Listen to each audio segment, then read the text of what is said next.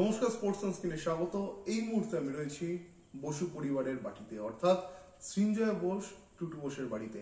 আজ এই বাড়িতেই মোহনবাগানের সদ্য পদত্যাগ করা সভাপতি, দীর্ঘদিনের মোহনবাগানী টুটু বসু একটি সাংবাদিক সম্মেলন করেন এবং আসন্ন যে নির্বাচন সেখানে তিনি কোন পক্ষে থাকছেন, তার কি স্ট্যান্স, কিংবা তিনি বর্তমানে যেভাবে প্রশাসন চলছে তা নিয়ে কি বলছেন, সব বিষয় মুখ খুলেছেন। আজকে টুটু বাবু জানিয়েছেন যে তিনি এটা মনে করেন না, সম্প্রতি তার আরেক ছেলে দেবাশিস দত্ত শিবিরে নাম লিখিয়েছে, তবে তিনি এটা মনে করেন না যে টুম্পাই এবং টুটুবাবু একদিকে থাকবেন, অপরদিকে টুবলাই অর্থাৎ তার যিনি ছোট ছেলে তিনি অন্য শিবিরে থাকবেন, এটা কিন্তু তিনি মনে করেন না।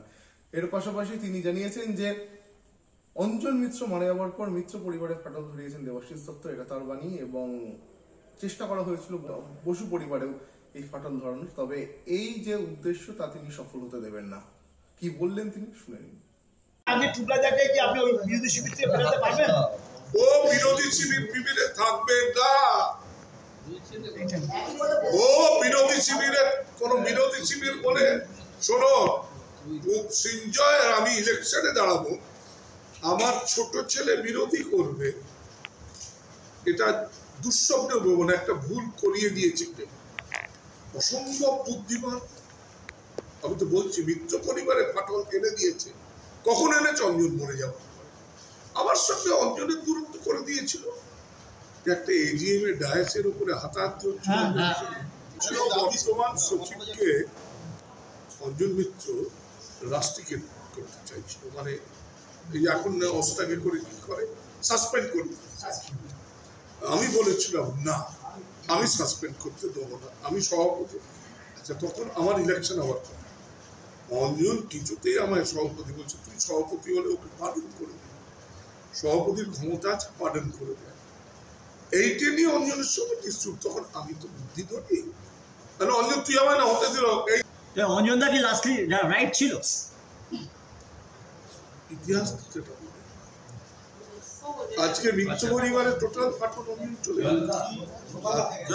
আমি বলেছিলাম আমার তিনটে ছেলে, আমি তিনটে ছেলে বললে বলবো আমি নতুন পাই টুকলাই আর মোহনবাগান, এটা বোধহয় তুই একটু বানানে ভুল করে না না তাড়াতাড়ি করে ফেলেছে।